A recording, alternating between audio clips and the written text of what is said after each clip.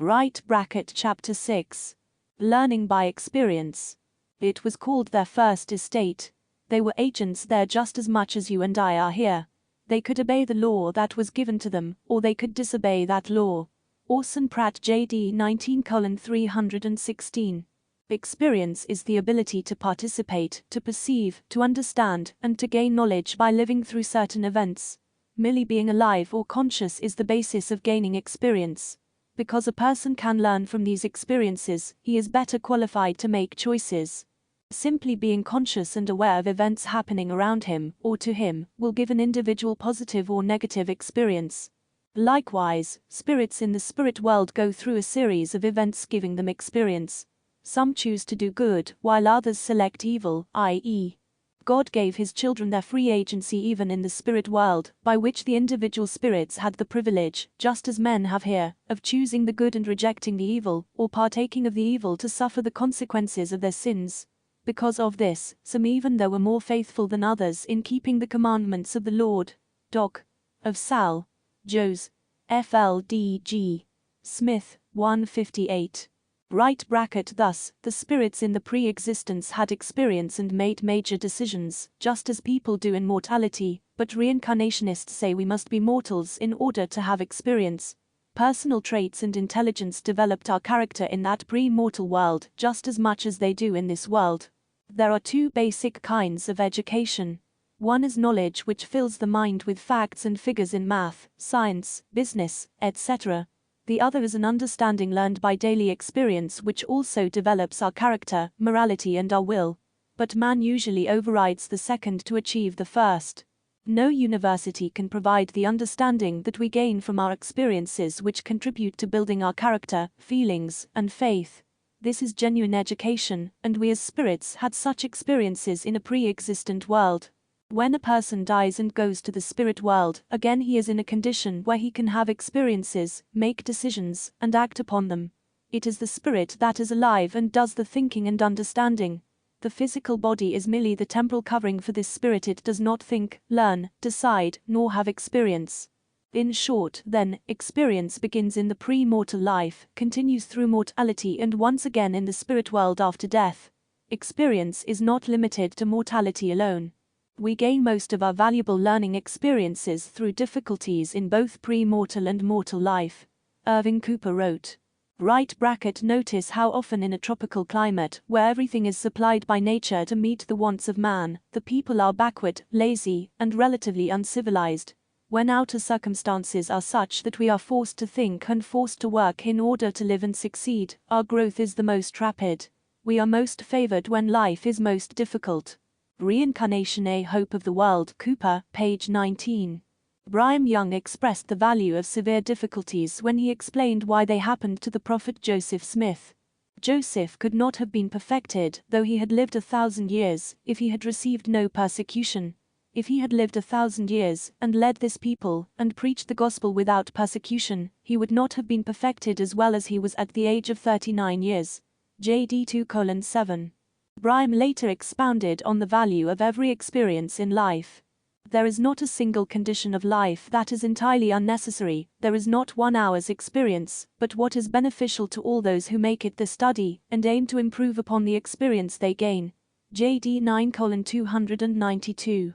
Apostle Orson Pratt reiterates the fact that it is not the mortal body that gains the experience, it is the spirit. It is the spirit of man, and not the mortal tabernacle, that enjoys, that suffers, that has pleasure and pain. The body, so far as we know, is incapable of feeling, it is naturally incapable of it, it is only the spirit, that dwells within the body, that feels.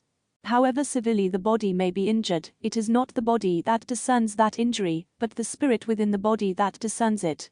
The body of flesh and bones, right bracket, when the spirit has left it, is incapable of any sensation whatever. J.D. 2:237.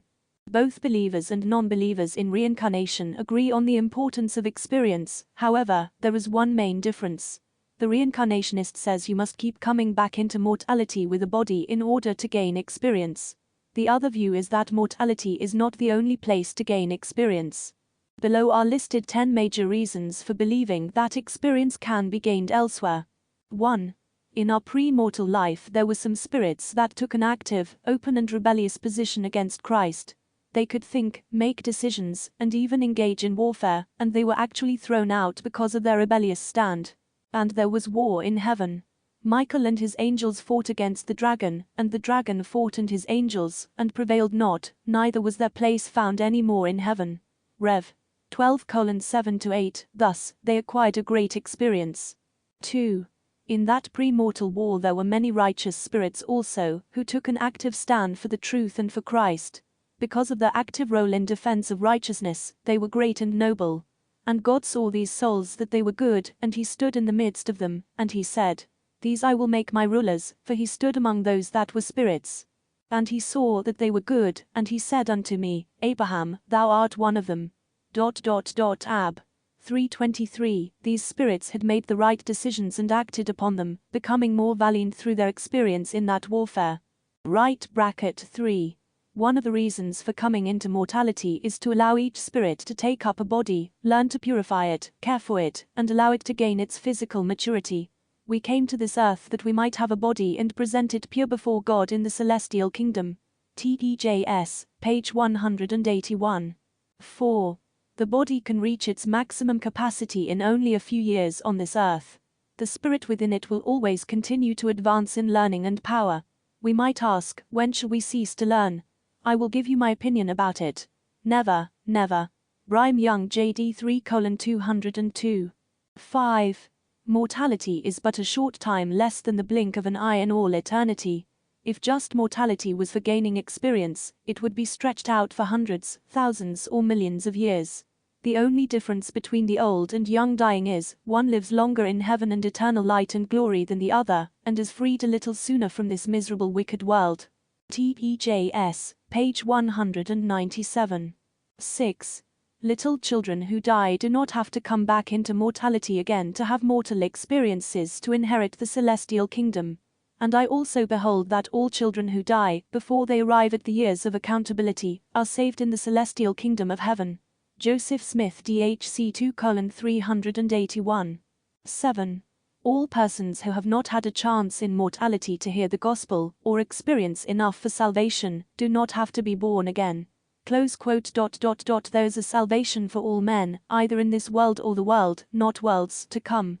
There being a provision either in this world or the world of spirits. TPJS, page 356, not another mortal world. 8.